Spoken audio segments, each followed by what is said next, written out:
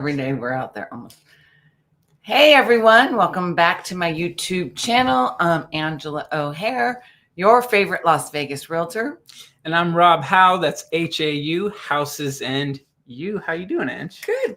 And today, real quick, we're going to be talking about July 2025 numbers. And boy, some surprises. What the F? Yeah. I had the headline. I wanted to make the headline WTF, but then they didn't like that. Yeah. So I just had it on the thumbnail. What the F, right? Because we think we're heading in one way, and then all of a sudden it's like, what?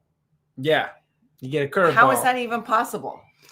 Well, let's talk about it. I mean, I think we probably see eye to eye on how it's possible, but let's find out. Yeah. If you guys, only one person's watching, but when you do come on, comment. Yeah. Hey. Yeah. Thanks, Damien. All right, Damien, how does it look? Did we look the right way? And we're freezing. Uh-oh, freeze. Hey, at least we don't look awful when we're frozen. Oh my God, it's one of those days. Hi. Okay, we're good. Good. Yeah. All right. We're just trying to, I guess I use StreamYard to do these live broadcasts, and I think we're having technical difficulties. So don't mind us. We'll try to get started because we'll make it through.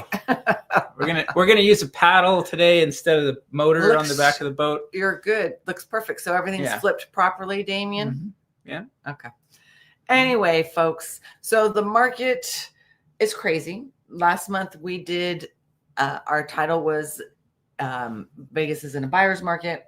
Yeah. I still feel that we're in a buyer's market, but we've had some kind of like surprises that I don't know how you're going to explain it. I'm still flabbergasted on it. Are you really? Okay. Yeah. So I mean, I might sound a little bit like a broken record, but I think I have some thoughts that will be a little insightful on that. Well, let's pull up the numbers. Yeah. For last month, June. Tell Vanna to hit on the technical difficulties. My client, we call Damien Vanna. Oh, really? Why? Because he does the assistant stuff. Like, he opens the doors and turns on the lights on and all that stuff. That's adorable. Yeah. So last month we had 1,946 closings, which was down 6.8% from April and down 7% from the prior year. Yeah, so clearly lower and lower volume. Yeah. We're just not selling as many homes as we have in the past. And when we're not selling, we have more listings. We're not selling, what causes the inventory to go up.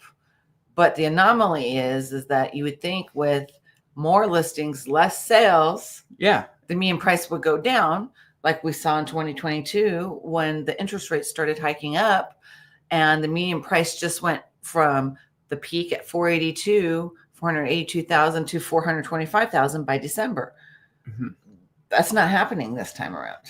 Yeah, and I think I'm glad that you brought up that 2022 because there were some things that maybe didn't dawn on people in 2022 that are now definitely part of the mix, when you buy a house now. Right. And I would point to closing costs and sellers being willing to throw in more incentives on the back end. I mean, certainly you see that in the new home sales, but also you're seeing it in the resales more and more. And so I think that allows for people to get their price.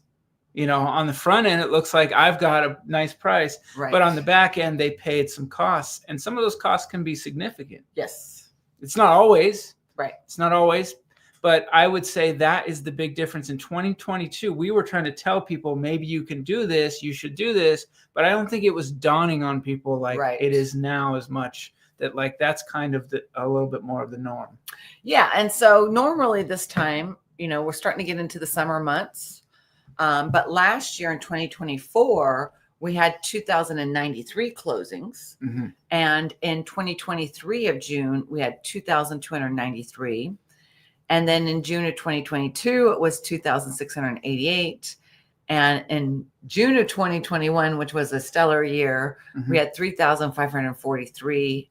And then June of 2020, which we just started hitting even COVID. It was like relaunched. Yeah. 2,464. So we're way below even pre-COVID or COVID era. Yeah, I think these are hitting on historic numbers for volume as far as how many sales are happening. So with that said, because we have less sales, maybe it's not enough sales to really make an impact on the median price. I think you got sellers that are holding firm, and either they're just not selling, right, which is why you're seeing more inventory. So either they're just not selling or they're just getting out of the market eventually. So you got sellers holding firm, but you also have the sales that are happening. This is a bit of a broken record. They're top end sales. Right. They're nice properties. The ones that people are looking for, they're looking for two things out there: either something that's teed up and ready to go, right, and something that just makes them absolutely gives them goosebumps, and they're willing to pay the price. True. So you've got that, which is always the case in the market, but really that's a big part of it, I think. And then you've got people. God, I just lost track of my. That's the second time. That's okay. Okay, so people are buying properties at and like I said, yeah, the people are not selling these properties. They don't want they want a deal. That's the other. The buyers want a deal. Yes. So that's what all right. So number one is that what I said. And number two is people want a deal. Yes. So you either have the ones that need that property to be banging, the top property, or they are looking for a smoking deal. Right. So those are really the two top buyers out there right now. Yeah. I mean, I've had a couple listings and finally one went under contract. We had it listed at 950 in Falcon Crest, single story with a next gen suite. Believe it or not, a lot of the comments were they don't want the next gen. I'm like, well, that's like one of the top selling features, especially in Summerlin. Mm-hmm. And we did price cut after price cut after price cut. And we finally let's just do that fucking one time, 4th of July. Let's just drop it to $799. And we got multiple offers and we actually went under contract at $810. But still, I know the value because I sold multiple homes in this neighborhood and just this year, 1.1, 950,000. So getting it at 810,000 for that new buyer is just like they've already gained equity, kind of in a sense. Yeah, I mean, if you look at it technically on paper, certainly. But my seller needed to sell because you have those sellers that need to sell and willing to take that haircut.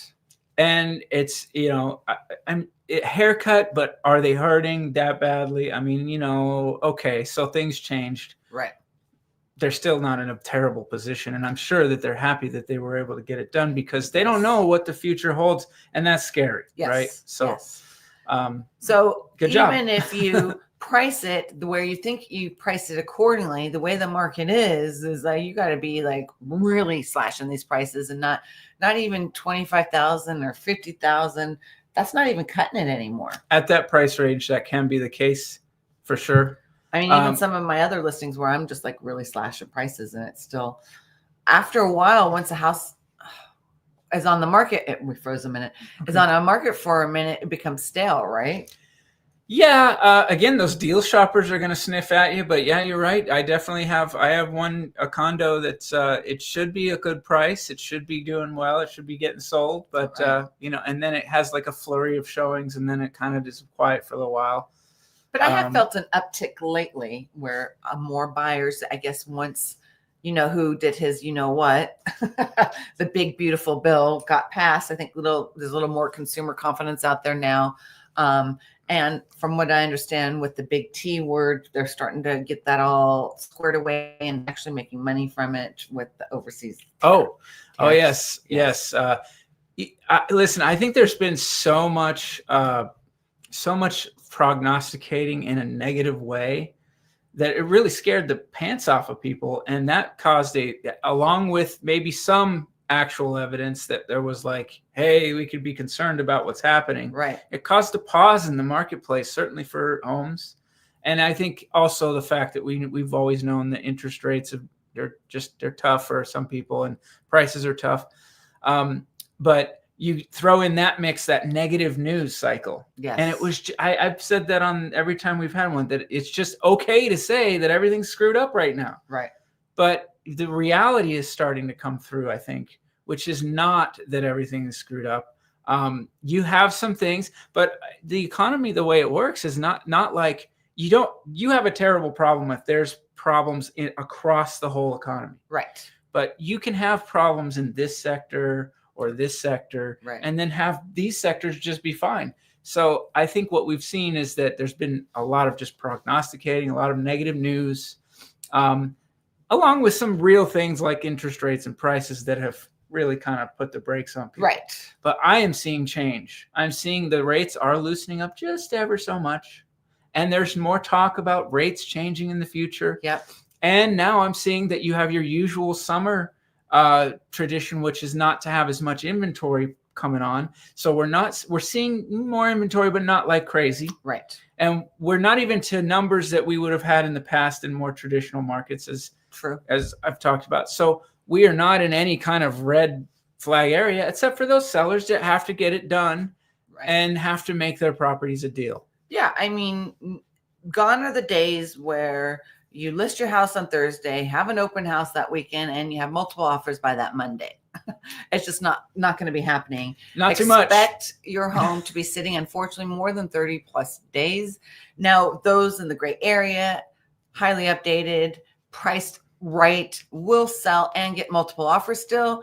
Very few and far between. Yeah, you got to know your product. Yep. Yeah. It's your agent has to know the product, the market, and how to price it right accordingly. Yeah. I mean, what we haven't even touched on why we're saying a lot of this, because the median price. Did you mention? No, we haven't. Okay. Let's go up to because my thought is that sellers are going to see this and go, oh, oh, we're still doing great. I can do this. But I would rather say to you that if you've listened to us in the past months, you've done what we've said, you've done the right thing. Right. And this is evidence of that. It's not a evidence of the other way around that, oh, you sold for too little or something, or didn't, no, you listen to us and you're still in this market that is giving people opportunity to sell at a good price. Right. So with that said is why we said in our title or in my thumbnail, what the F. The median price went from $480,000 in May to $485,000 in June, which was a $5,000 increase, or which is up, where are we? Up 1% from the prior year and up 1% from the prior month and 2.1% from the prior year. It's wild because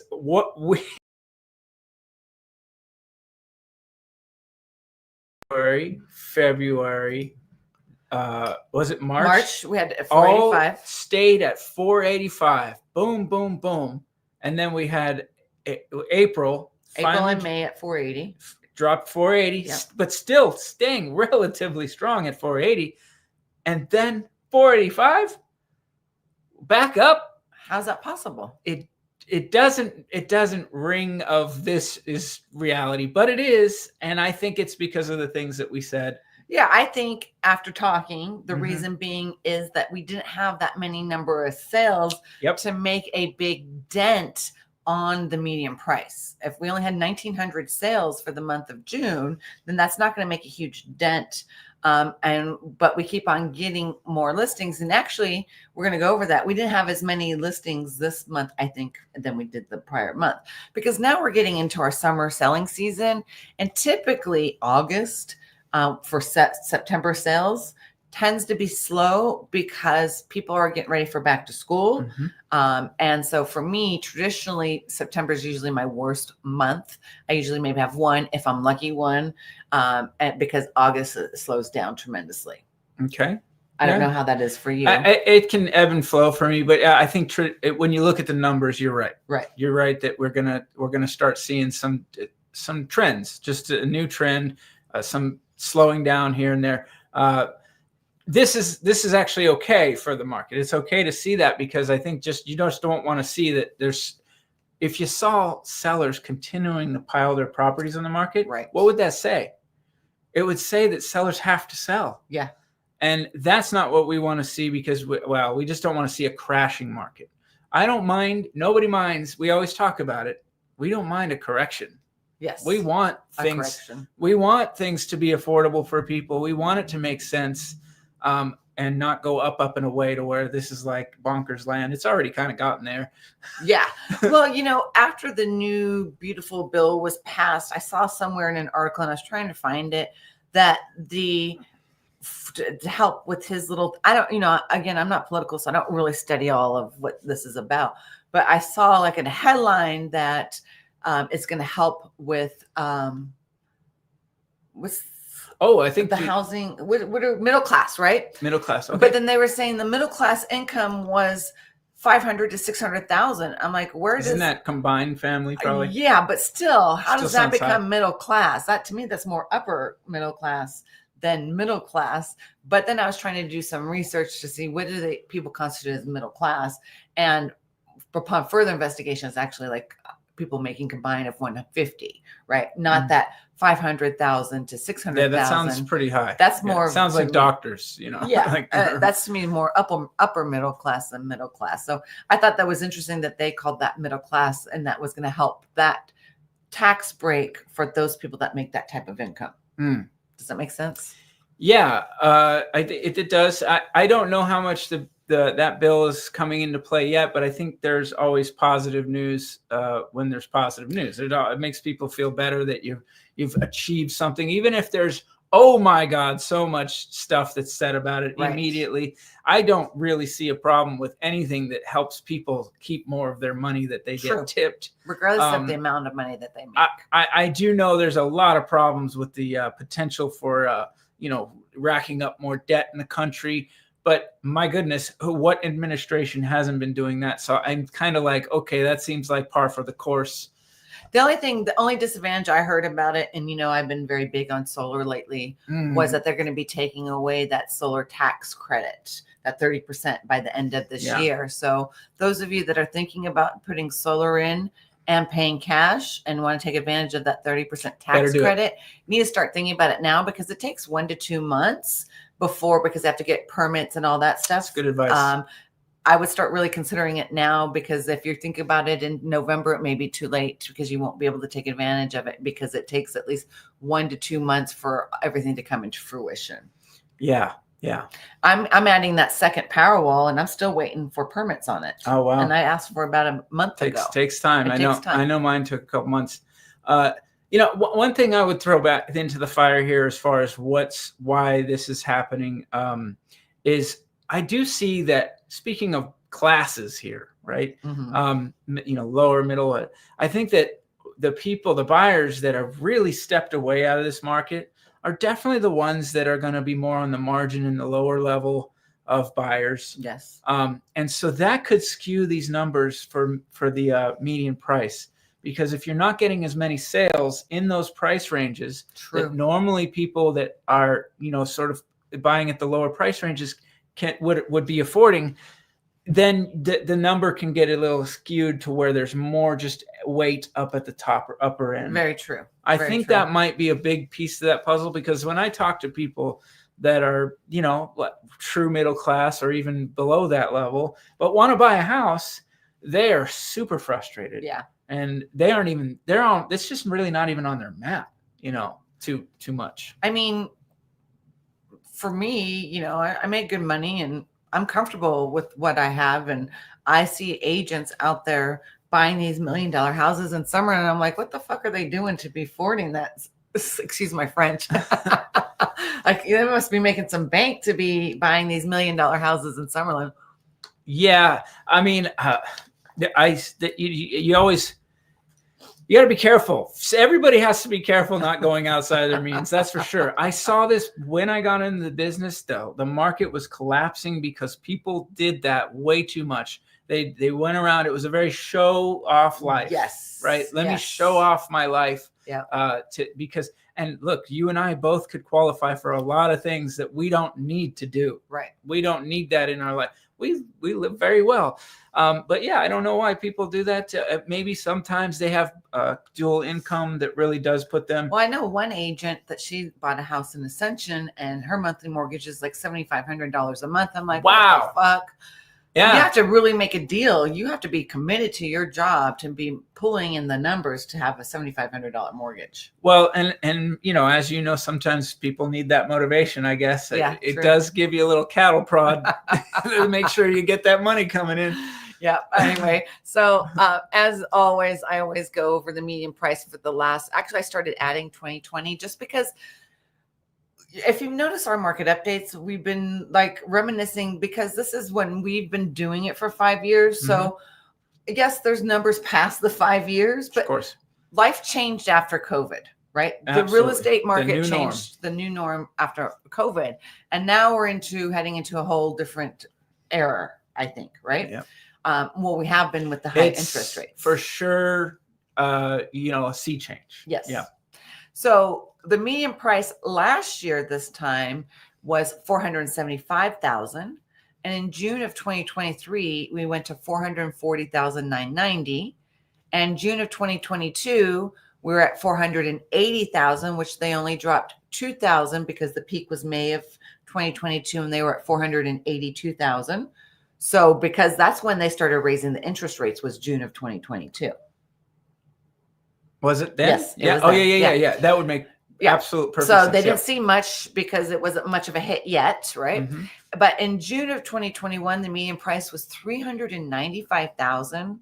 And June of 2020, the median price was $325,000, which the median price for condos is nearing that much. Yeah.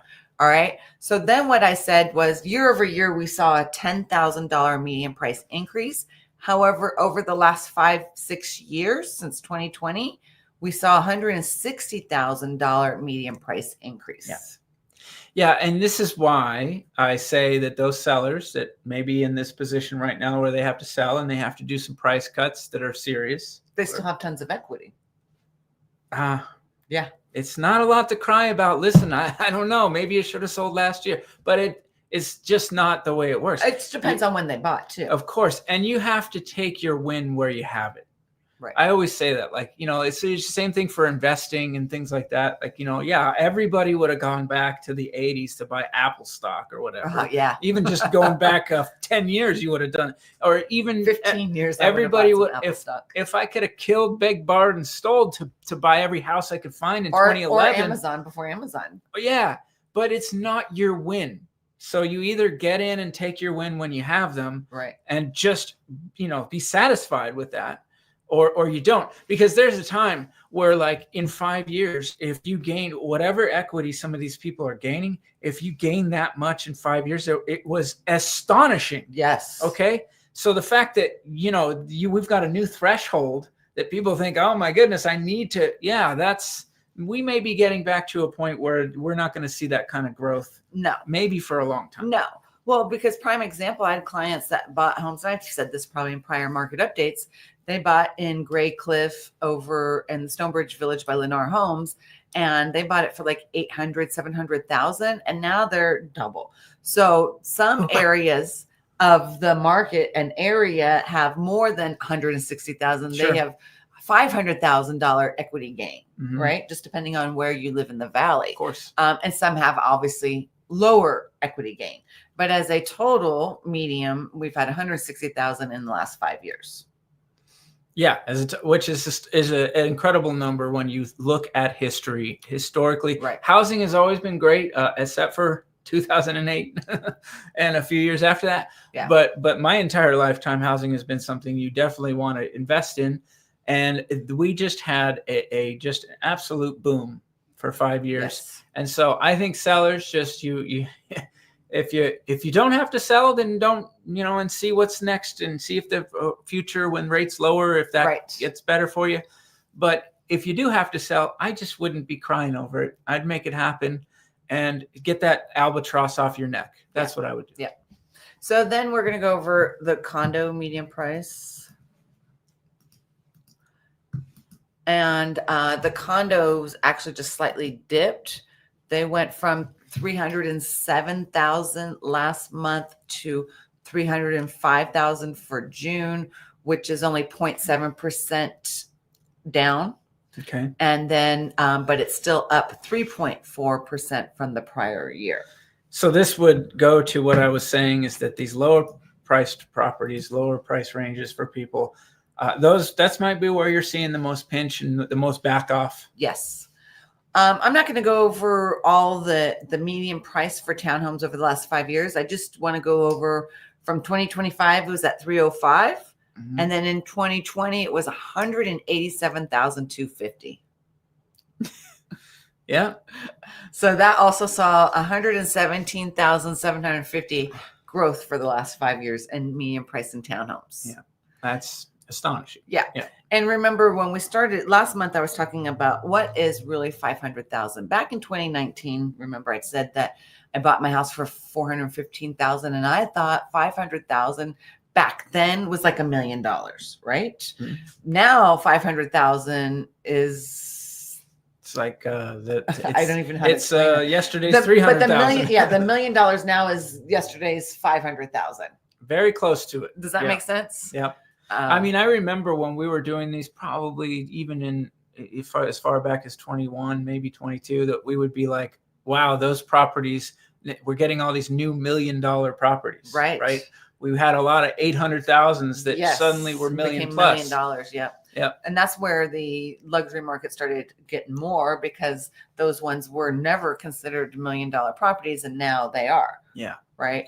And we're still being fed. The other big equation to this is that we're still being fed by the threshold for local buyers is so much different than for the people that are coming here from elsewhere. Right. Many of them sold property for a big chunk where they were from, and they've got some money to spend here.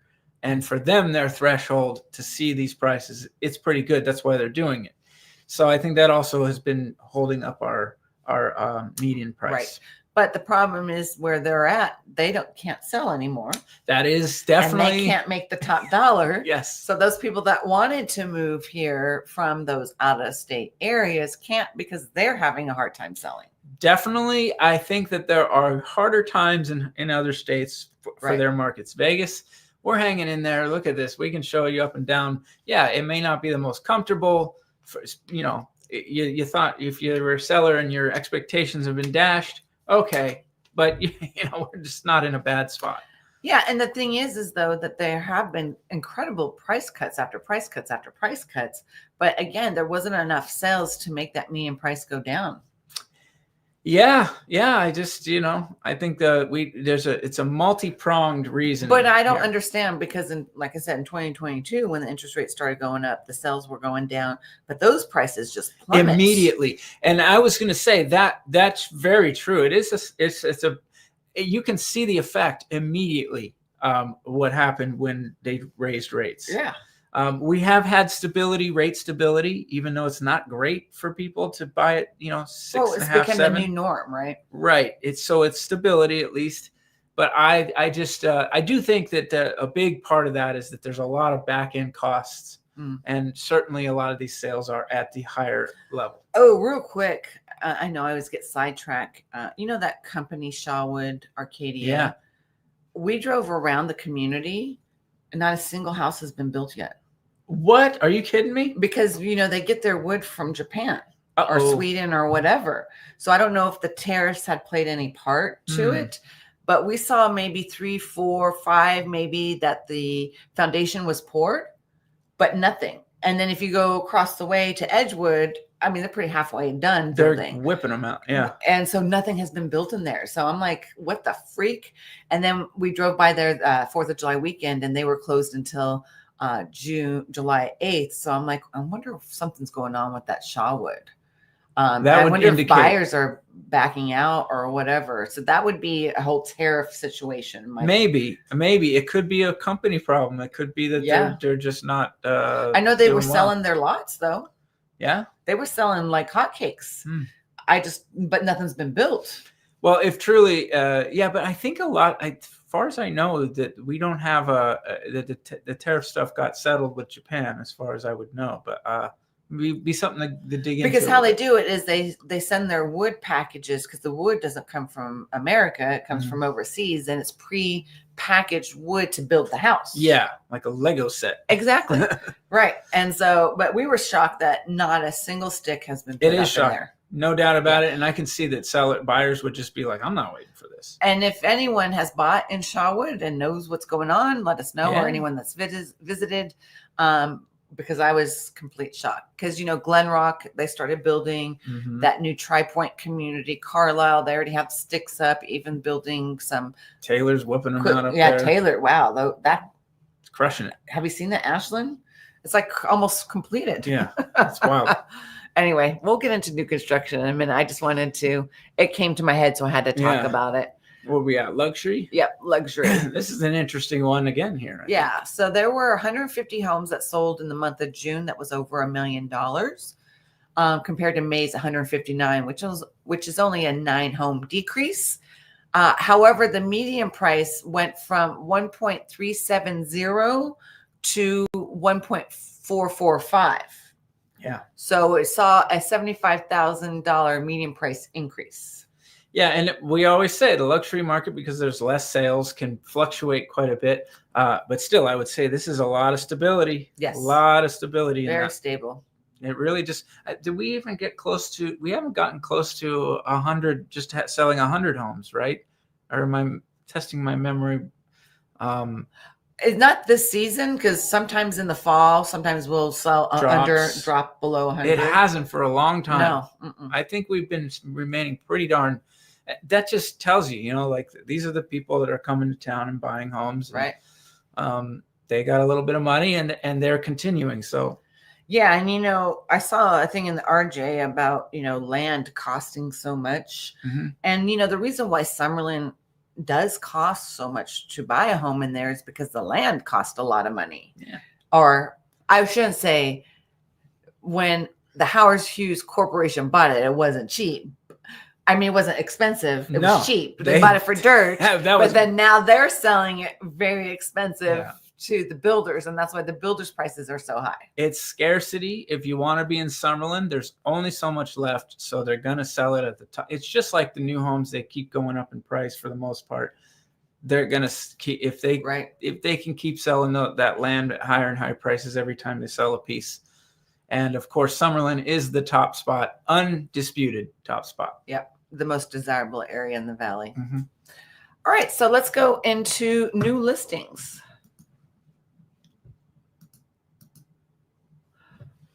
We had 3,252 new listings for the month of June, which is down 9.4% from the prior month, but still up 15.4% from the prior year. So we've had less listings last month, which was kind of interesting. Less listings come on. Yes, come on the market. So, but we still have had a rising inventory. Not like crazy. But like crazy. Yeah. Right? Well, because we don't have the sales, right? We're getting still listings, but none of the sales are getting doubled up from it. Yeah. And so we're seeing a lot of these properties overpriced, sellers staying stubborn. The buyers just aren't buying certain price ranges. And if you don't a super deal that somebody can afford, then they're not. Right. So I want to point out in June of 2022, when the interest rates peaked, right? Okay. Or when they started going up, we had 4,674 new listings. That's when they started seeing that huge influx, and they were hitting like 8,000 plus. And these were just only single family homes during that time. And that's when we started like that fast, when the median price just started like dropping like flies. Right. So that was kind of interesting to compare it. And, but in June of 2020, when COVID just was about, not over, but when we started to have our freedom back, when things opening up, we had 3,244 new listings. So we're comparable to the 2020 new listings timeframe. Does that make sense? Yep. I think we're getting back to what would be traditionally what we would see roundabout, just by people wanting to sell and the normal reasons that people sell. Right. And I think the reason why we were anemic in 24 and 23 was because sellers were very insulated. They had locked in some super low interest rates. There was no need for them to list their home and sell. Yeah, and there was a big movement that happened the years prior that made people go, we're sitting tight. Right. After there was a lot of the was the interest rates. Yeah, the rates certainly going up. Yep. Just we're sitting tight. But even just the way people bought in that COVID period, where it was like we're gonna get resettled. Yeah. A lot of those people were like, we're not going anywhere for a while. And now a lot of people that bought during that COVID era for family, for working at home type stuff, situations have changed. So now those people are selling. Yeah, and interesting that you have, you mentioned having a little bit of trouble selling a next gen home. I mean, I have a client that decided to buy in Avery, and they didn't want lots left. They didn't want that. They're finalizing and they didn't want the next gen, the Pioneer. Yeah. So they didn't want that. Did they get the RV garage one or no? No, they got the one without the RV garage. I forget what that for. They wanted the RV garage one. It wasn't, the numbers weren't working out, but they were really slashing the price. I love the next gen. Even if I didn't use it for family, I'd use it for myself. Yeah, I just think that that's always going to be a popular option. Right. It is a little bit of a surprise to see that people don't really want the next gen in certain places, but yeah, because like my listing was hard. But for me, if I had a next gen and my kids didn't live with me, I would make one my YouTube studio and the other my gym. Oh yeah, and then the other bedrooms could be for whatever. I mean, my goodness, you and I could find uses for a room. Yeah, like you can have your drum studio. Yeah, or just have my studio for real estate. Yeah, both. Or my office. You can do both because you can make the bedroom one thing and then the living area something else. Yeah, and then I'm just living in there. Exactly. I would love a house with the next gen. Don't bother me. So my clients are building in Glen Rock and they're doing the basement, which is very cool. Yeah, we did a little video for them and did a walk next month or next week or so. We're going to be doing the frame walkthrough, but it's super cool because we don't have basements here, or I should say very few homes have basements here in Vegas. Yeah. And the homes that do have basements that I've seen are very dark and low ceilings. This has great ceilings. It has a walkout terrace, so you can walk out to the backyard. Yeah. So it doesn't feel like you're actually in a basement. Yeah. So it's a very cool product, and they've been selling pretty well over there. But anyway, I think they recreated the basement. Yes, because that's not what we think of. Certainly the East Coast people would not come here and go, "That's a basement." Yeah, and they go downstairs. They have this big den or family room. Great room. There's a bedroom plus another den office in there, and I'm sure they can convert that one into another bedroom. Plus, I think there's 3 bedrooms upstairs. Yeah, it's really 2 levels, but it's just a little. Feels like a 1-story with a. Yeah, and then upstairs where it's all level living, they are on the highest point of Glen Rock. So they have beautiful city views. It's like, wow. It's like you feel like you're floating in the air. Nice. When you're on that top level. Yeah. All right. Now we're going to talk about where we are with total number of listings. We have 6,992 single family homes that did not sell for the month of June, which is up 5.2% from the prior month and up 70% from the prior year. Yeah, there you go. I don't understand why it's up 5% when we had very little listings. Well, that's just hangover. Yeah, I guess so. That's just, you're not, if you look at we got lower sales. Right. And so, the hangover, more overall listings. So I just want to go over June of 2022, how many new listings they had, because again, I'm comparing this year to that year just because of this year is as FOMO, seller fear of missing out. In 2022, it was the high interest rates, but the pattern is still the same in my opinion. I think it's great. Yeah. So in 2022, we had 5,763 new listings. So it's about 200 off of what listed without actually offers. 1,000. Yeah, listed without offers. So we didn't have as much as we do now. Yeah. We haven't had this type of inventory since like 2017. I think. This time of year. Yeah. Because in the fall time, the inventory was very high in 2022. It did.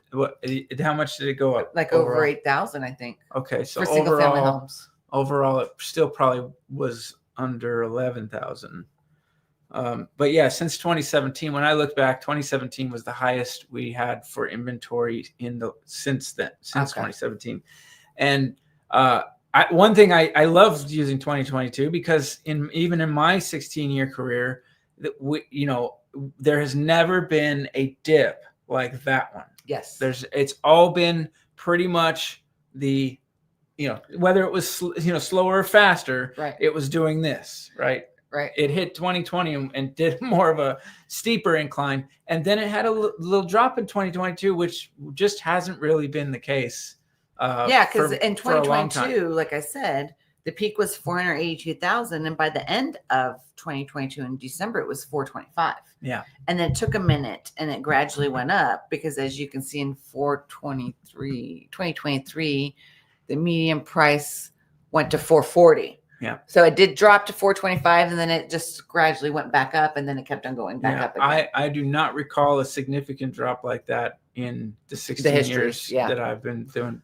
Yeah, that was huge. It goes all the way back to the Great Recession before we had a drop like that. And of course, that was and they always say that. I have a note right here. We go. This will go in with what we're saying. Local home sales have experienced peaks and valleys during the past 5 years. Mm-hmm. So we've been talking about the past 5 years like it's going out tomorrow, right? In 2024, LVR reported a total of 31,305 existing local homes, condos, and townhomes that were sold. And then in 2023, that number was 29,069, which was the slowest year for existing local home sales since 2008. So because we had that crash kind of like in 2022, by the end, it took us forever. And 2023 was a very hard year to get back up, right? But then in 2022, we had 35,584 total sales, which followed a record year for existing local home sales in 2021 when the Las Vegas Realtors reported 50,010 total properties sold. Yeah. Big, much bigger. 2021 was like fucking friggin' crazy, right? But still, 2022 was okay, but 2023 was the aftermath of it all. Yes. In my opinion. Yeah, it was the whole full expression went it went into 2023. And then it went up, right? Real estate's always cyclical, and it's always like a roller coaster ride. It's always going up and down, peaks and valleys. Yeah, I mean, it especially when you've had such big movements. Yes. So from the time that I got in around 2009, obviously everything went to the bottom. It hit the bottom at 2010, and then beginning of 2011, that's when the V started. That's actually boom. And then from there, it didn't have that kind of it had little, very gradual, but everything was steadily this way. Then we just had Bananaville the last 5 years. I think either 2019 we finally, because when that whole era, the peak of that market era was 315,000. Right. We eclipsed it. But we didn't eclipse it. It took until 2019 to eclipse that peak. Mm-hmm. Does that make sense? Yep. And now we've surpassed that peak. And almost by double. To 485,000, right? Almost double. Yeah. So it's kind of interesting to think that peak at that time, which was, I think, 2009, 2008, 2006. That was the peak. Yep. It was at 315,000, and it took us how many years to finally reach that number? And I think it was like 2019, because if you look at this median price, it was at 325. So it might have been around there. Yeah. I don't remember. It might have sort of kept touching it for a couple of years, right. 18, 19. Right. Anyway, so then now we're going to talk about months of supply. So for the month of June, we're at 3.6 months of inventory, which is up 12.8% from the prior month and up 82.8% from the prior year. That's a little bit. That's what we call a little bit. A little bit. So this time last year, let me get to where I was at. We were at 2 months of inventory. Okay. Yeah. And in 2023, we're at 1.6 months of inventory. And then in 2022, we're at 2.2 months of inventory. So we've surpassed 21.7 months of inventory. Yeah, that was crazy. Yeah. But okay, so we're getting back to more traditional numbers. And this is for the single family. So if you added up the two together, it's going to be a little higher. Yes. And we will still say in traditional times prior to when we've been doing these would be 6 months of inventory combined, not just single families, but combined. I know. I sold my house in 2016. 2016, that's when I got into real estate. Mm-hmm. And it was a seller's market then. Yeah. It hasn't really not been a seller's market for quite a while. Right. Yeah. Right. Really after, I mean, you could definitely say, I mean, price wise, it was a buyer's market for several years after the big drop. But anyway. All right. So then we got to wrap this up so we can talk about new construction, because there's a lot of deals out there in new construction. Do we want to address any of that? Let's finish this and then we'll address the questions and then blah, blah, blah. All right. So 61.4% of the closings was on the market 30 days or less for the month of June. That number was 61.3% for May, and June of last year was 71.6%. So the houses were selling a little faster this time last year. Yeah. All right. So let's get to the questions. I love this because I've had clients do this. There was one right up here. Oh, would an 810 make the newest comp? Yes, it will make the newest comp once it closes. However, you still have other comps at 950, so the assessor is going to be having a hard time. Well, I didn't get to touch on that, but yeah, this is where it's a little bit of a funky thing because your appraisals aren't a problem. You're appraising your comparable sales in the past aren't a problem. You can get the price if you can get the offer. Right. If you can land somebody to pay you. But the comps, what they're going to do, appraisers are going to go back 6 months. They're only going to go back 6 months. Unless they don't have enough inventory. Sometimes they go back to a year. If there's not enough inventory. Yes. But so what will happen is that as these older sales start falling off from there and you have newer sales at that new 810 mark, then that could start changing how the appraiser will pricing what they can actually bring a price to appraise it at. Yeah. So I live under the sea. Okay. Awesome. And then I sold my house late 21 for $2.5 million. Yeah, I'd love to know what you bought that house for, MK. Let us know what your profit was, because what would you guess? Right. If you're bragging about it, you must have bought it several years prior and made probably like what, $500,000, $2 million. I mean, $1 million, $500,000. Exactly. Anyway, can buy next question. It's not really a question. It's a statement. Yeah. Can buy a house in Brazil for $30,000. And the women in it. And in the women in money. Wow. Yeah. Okay. But yes, you could go to other countries, and I have had clients go to other countries and leave the America. It's funny. There was a meme that was out there that the new American dream is to live somewhere else, move out of the country. Not live in the Gulf of America. Right. But where my clients moved to, one of them in particular went to Phuket, which is in Thailand. Oh. And the market there has gone bananas, and it's all because of all the expats and actually people moving from all different countries over there. What's an expat? Expatriate. Oh. Yeah, it's basically Americans, but there are other people from other countries, and that market has not slowed down. But yeah, at one point you could go buy some fantastic real estate for tens of thousands of dollars, not even $100,000. Yeah. Well, we could do that 6 years ago here too. No, I'm just kidding. All right. I really wanted to talk about new construction. I'm not going to go over about all of this.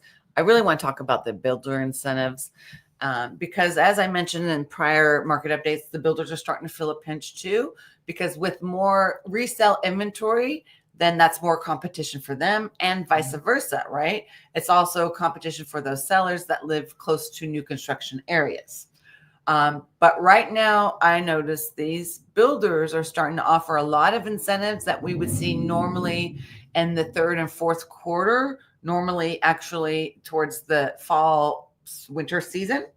So I wanted to go over a few things. And the number one thing that I've been seeing is the 761 arm adjustable, which I'll go over in a minute. But right now, Century Communities is having their Purple Tag event and an unbelievable savings on select move-in ready homes when you purchase with their affiliated lender, Inspire Home Loans. You get a 30-year fixed loan with a 3-2-1 buy down plus $3,000 towards closing costs. So basically how that works is if you are doing an FHA or VA loan, you get 1.875% interest rate for the first year, 2.875% for the second year, 3.875% for the third year, and then 4.875 for years 4 through 30. Yeah, great deal. Definitely something you should take advantage of if you're a VA or a FHA buyer and you're interested in a new home from Century Communities. Yeah, so then they're also having what's called their 30-year 7-to-1 ARM loan conventional. So basically for the first 7 years, you get 3.875% interest rate. And depending on the market from years 8 through 30, that could vary. But by then, I'm sure you probably will have already refinanced. Yeah, I would say that you want to be somebody that's feeling strong about your finances, even if you're, accepting that, just because after that 7th year, it can adjust to wherever it's at. It is kind of what happened back in. Yeah, but those were shorter terms. They were like 3 after 3 years, your adjustable went up. There were a lot of 7.6 arms. Oh, really? Yeah, and that's there were people who ended up having to deal with stuff later on those rates. You know what? I think I did back then. I had sold my house. I lived in Vegas. I moved to Phoenix, Scottsdale for a couple years, and I bought a house there and then had to do a short sale because by the time I was leaving Scottsdale, everything was awful. The crash. But I wasn't as smart as I thought I was because, now I know so much, right? Because I'm a real estate agent. But then we did an adjustable, but it's more like how these lenders are doing it or these builders are doing it, like a certain amount this year, a certain amount that year, and then that year, and then it goes up. But those ones that they had back then in 2008 were a much higher jump compared to massive jump. The 4.8575. Yeah, absolutely. I mean, it's just something that you've got to take into account that you don't know the future, and after that 7th year, you could Yeah, but surely by then the rates may go down, and you can you should apply for a 30-year fix. Absolutely, and I think that's the gamble you're taking. That's all I'm really noting. And then they have the 30-year fixed rate conventional loan and get 4.875% interest rate, which is still phenomenal. I think for the most part, that's a set it and forget it, and that's going to work for a lot of people. I mean, anything under 5% right now is very good. 100% agree. Most of your rates are going to be in the 6.5 and change area. Yeah. So that's a great deal. So you must go under contract by September 15th. Yeah. And close by Good. They give you a little time. September 30th. Good. But they give you time, but sometimes they're always changing these things. So even though they say they give you this time, by next month, it may be something completely different. I would figure they're going to try to work things out for you right now. Yeah. And then Lennar Homes is having their summer super deals event, and you get 3.99% fixed 30-year interest rate on an FHA loan on select new homes, and get $10,000 towards closing costs from now until July 13th and close by September 30th or September 26th. So it's not that much of an incentive. It's really not. And I wonder how many of their homes even qualify for the FHAs. Not many nowadays. It's only their townhomes probably. Yeah. That's because a lot of their homes are starting in the millions these days. Yeah. I feel like that gets people into the door and going, hey, I want to buy at that rate. But it's like, nope, sorry. You don't qualify. And then Richmond American is having their Welcome Home Savings event on their select move-in ready homes. Must be under contract by July 14th. to take advantage of the interest rates and close by September 30th. Again, Richmond and Century, they tend to have like always good incentives and they just change them around a bit. Yeah. So right now, if you miss out on it by July 14th, there's probably going to be a new event popping up. But they have a fixed 3.99% 30-year on an FHA and VA. Okay. Or if you do conventional, it would be 4.5%. Now, they are also offering that 7 to 6 ARM rate adjustable, which again, this is something new that I've been seeing that we hadn't seen before in the past. And you can lock in 3.999% for 7 years and max of 8.99 for the remaining 30 years. Okay. So at least they put a cap on that. Yeah, that's a little less scary. Yeah. Although 8.99 is no joke. Yes. But at least you would have paid it down for years and at a very nice rate. And you might even have that's an opportunity for somebody to do a lot of paying down on a property too. Yeah, you can double your payments. Yeah, that's a good point. Yeah. So Taylor Morrison is having their Come Home Days event from now until July 20th. They're offering a few different types of programs, kind of just like some of these other builders, and they're offering that same 7 to 1 adjustable rate mortgage, 7 to 6 adjustable rate ARM mortgage. And this one is enjoy a 3.75% interest rate for the first 7 years of your loan. Beginning in year 8, your rate will adjust every 6 months based on the market changes. Plus, you get up to $12,000 in closing costs. Must be under contract by yesterday. I think they extended it though. I didn't update I'm that. Sure I think they extended it to like the 15th or the 13th and closed by August 29th. Yeah, I'm sure if you qualify. But see the trend? Yeah. That's the third builder that's offering that 7.6 ARM. They have used rates to be competitive for several years now, right. And now they're just really pushing all the chips in on it. I think. Yeah. And then, or you can get 4.25% interest rate on an FHA 30-year fixed loan on select communities. Must go under contract on this one by July 31st and close by August 29th. Yeah. Or get 3.99% interest rate on a conventional 30-year fixed loan, which is actually pretty good for a conventional when you go under contract by the end of this month and close by August 30th. That's fantastic. Yeah, 29th. They've done some calculations and they've realized that cutting the price is more costly than going in and buying these rate buy downs ahead of time. Yeah, but on a lot of these builders, not all, those ones that tend to often offer these rate buy downs like Pulte and Taylor Morrison, oftentimes you go in there with your agent. And the operative word is with your agent and negotiate a lower price. Absolutely. Yeah. I'm not saying there isn't still more meat on that bone, but I'm just saying they've made a calculation. And I think that these attract more buyers than maybe even price drops do, because people see through price drops as like, well, you just raised the price and then dropped it. Right. But they're definitely giving price decreases in some of these areas too. Oh yeah. Like KB, I have clients buying in Caldwell Park, and they don't have very many incentives. And KB very seldom has incentives just because their prices are like pretty affordable. Yeah. And they don't need to because their houses will sell anyway, in my opinion. There's a move-in ready home listed at $619,000. And we offered $600,000. They came back at $615,000 and they wouldn't budge. And the only incentive they have in that community was $5,000 towards closing costs, and they would pay the seller property transfer tax and the owner title policy. So it wasn't much savings, but at least I got something. I tried to finagle a deal, but that builder KB is very hard to work with. Yeah, it's obvious. It's going to be builder specific, area where they bought and purchased specific. Right. That the area is such a huge thing.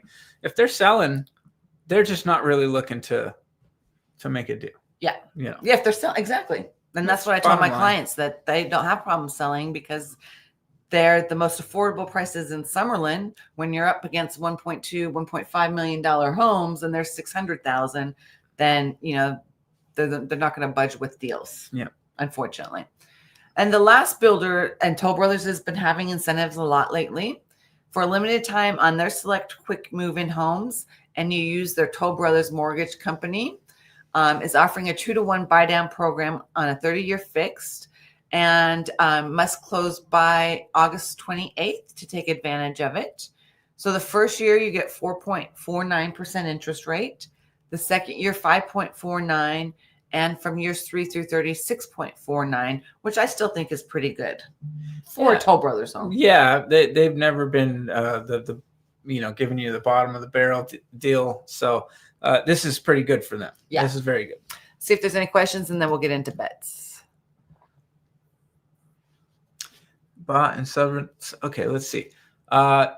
That's funny. Mo knows too many crazy Russians in Phuket, Thailand. It's funny because you're not wrong as far as I don't know crazy wise, but there are a lot of Russians that bought there. And why did they do that? They bought there because and they moved there because they of the Ukraine war. And many of these people, you'll notice a lot of times they have a family. They're younger, military-aged men with a family that said, I'm not going to the military. I'm getting out of Russia. Wow. A lot of those there. And a lot of, actually, from what I understand, a lot of people from Israel actually moving over there too lately because of the turmoil in that area. Yeah. So the MK bought in 2016 and moved to bought in South Carolina. Oh, Carolina. South Carolina. Moved to Southern California with all the money. Nice. So even you can make that. So you did the opposite of what people are doing and moved into Southern California. Yeah. I was like trying to understand that. Wait. That they were responding. No, they sold their house in 2021 for $2.5 million. So did they sell their house in California for $2.5 million? I guess so. So they bought in South Carolina in 2016, moved to Southern California, I guess in 2016, and then sold in 2021. But we don't know how much they bought it for $2.5 million. Gotcha. All right. All along I was assuming here in Vegas, and I was saying, okay, that's a pretty nice price for Vegas. But not as much for California. All right. Regular home in California. Right. All right. So for median price, Rob said that there was going to be a $2,600 decrease. I said a $2,500 decrease. I got prices right. He priced you prices right me because I went first. Yeah. So it actually was a $5,000 increase. Never saw that one coming. It's going to be like that one year where it was like, you know what I mean? Up 5, down 5, up 5. You know what I mean? We might be seeing that. So it was a 5,000 increase. So kind of technically I was the closest to that. Oh yeah, you were. No, you win. I won. And then without offers, Rob said 6,850. I said 6,900, and the actual number was 6,992. More than expected. So I won that. And then months of supply, Rob said 3.5 months of inventory. I said 3.4 months of inventory, and it was actually 3.6. So Rob won that. Yeah. Sometimes we're throwing darts here. I mean, that median price was just quite a shocker. Yeah, that shocked me. I thought we were going to get that 5,000 at least. Yeah, at least a little decrease there. All right, so now I went first last time. You get to go first this time. All right, so I'm going decrease. I'll just say 2,500. You're going to say 2,500 decrease? Yeah. Alrighty. I'm going to say, because when I just said that, I remember when it went up, down, up, down. I'm going to say a $5,000 decrease. Yeah, you might end up being right. It should be right. You should be right, Ange. I should be right. It should go back down. Yeah. All right. Without offers, I get to go first. So we're at 6,900. We saw very little inventory come on the market, but we also had very little sales because we're heading into a traditional slower selling season with less listings going on the market. I'm going to say that our months of supply is going to go slightly up, but not by much, to 7,100. I'm going to prices right you and just go 7,150. Oh my God. Now this would be one that if we're not close on this, I would be shocked. Like at least it needs to go over our number and not well under our number. Right. I don't think that we're going to right now. I don't think the houses are going to keep on, because right now is not the traditional selling time, right? Yeah, but we're already well into this month, so that's why I have a little advantage just keeping an eye on things. But I would have thought that too about the median price, I guess. True. But the median price is the one thing I can't really look into and see what sales are happening, right? Nobody can do that. Yeah. Unless you're maybe with a title company that can see what you're selling every month. I'm going to go with 3.7. Okay. 3.7. Just bump it up a little bit. That's a good one because it's at 3.6 right now. And if we go up trying slightly. to make it tough for you, you either got to go above or below. Where's she going to go? If we only increase a little and we decrease in price. I'm going to go with 3.6. Again. I'm going to stay 3.6. All right. I'm going to say it's going to stay where it's at. It's going to be flat. Okay. Because I'm saying that there's not going to be much more. Yeah, no. Your rationale makes sense. Yeah, my logic. But I think there might be a lot of continued hangover listings. And so that's kind of what I'm betting on there. Yeah. All right, folks. We made it a little over an hour. If there's anything you want to say, now is the time to say it. Otherwise, we need to sign off. Yeah. So I can go take a nap. It's nappy time. I got to get some food in me. Yeah, just my daughter's visiting from Portland for the weekend. Yeah. So we went and had sushi. Went to downtown Summerlin and then had sushi. And then now I'm kind of, after lunch, tired. Yeah. Yeah, I went to, I guess we could quickly have a personal thought here. I went to Utah and you had a little birthday adventures, didn't you? Yeah, I went to Sedona / wedding 1 year anniversary. Yes. We went to Sedona. We had a 1 year birthday anniversary. And wedding anniversary. Yeah. Congratulations. Thank you. Making it this far. Yes. Now you have to do that again. Can you guess how old I am? If anyone can guess the age, they may win some money. No, I'm just kidding. They may win some money. They'll get a discount on me. If you can guess my age wrong, but the right way, I might pay you. Oh, and if you guys want to learn more about this, I will post a link at the end in the description below to the blog post I've created for this market update. Yeah. But anyway, you went to Utah. I just wanted to say it was beautiful. It's gorgeous out there during the summertime. What part of Utah did you go? I was in my girlfriend's family lives in Salt Lake, kind of Layton, which is just in the northern area. And then about an hour away from there, we went paddleboarding in this reserve. Wow. I'd been there before. It's just so unbelievably gorgeous. And then we went a couple hours away to the Uintas, which is in the Wasatch Mountains, and I got to fish and we went camping and nice. I mean, it is just, and then I'm looking at real estate out there going, Well, when we went to Sedona, yeah. The weather was like 85 degrees, but we stayed at an Airbnb. That was the first time I've ever stayed at an Airbnb. Oh, you never have? Never had. And it was a house. Right? Yeah, it was a great experience. Yeah. I'm like, why didn't I ever do this before? Because I've always stayed at the super bougie hotels in Sedona, I was never happy there. And at least you can come and go. You have a garage, you have the kitchen, yada, yada. And it was a very decent house. It was nicely renovated, 2,000 square feet. And when I looked on Zillow, the value of it was $1.4 million. Oh. And then, when I'm not looking to buy, but I just want to know what the real estate is over in Sedona, obviously, because of the location in the mountains, it's pretty expensive over there. Mm-hmm. I mean, the houses were 1.6, 2 point, blah, blah, blah. And so it's kind of interesting, the real estate market over there. And then, your friend Michelle Kubiak. I was going to say you should talk to her. Well, we were at a restaurant. It's called the Hudson. She was there? No, listen. Oh. We were at a restaurant called the Hudson, which is in a shopping center in Sedona, and they have different buildings. So we were walking around, and I saw her Berkshire Hathaway sign there. Yep. And then I took a picture of it and texted her. I said, I saw. Because she does real estate also in Sedona as well. Very successful out there. How do you know her?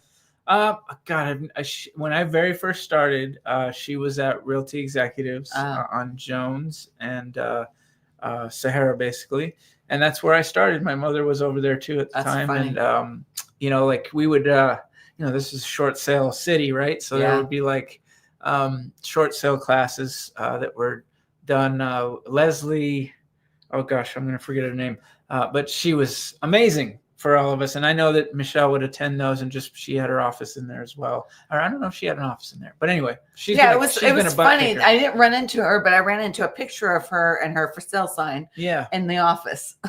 Yeah. I mean, when you were mentioning it, I was like, oh, if you're looking out there, you should probably talk to her. She'll direct you. Sedona is wonderful, and I love Sedona, but I can only stay there max 3 days, just because I'm not into the hiking type stuff. I'm not that type of person.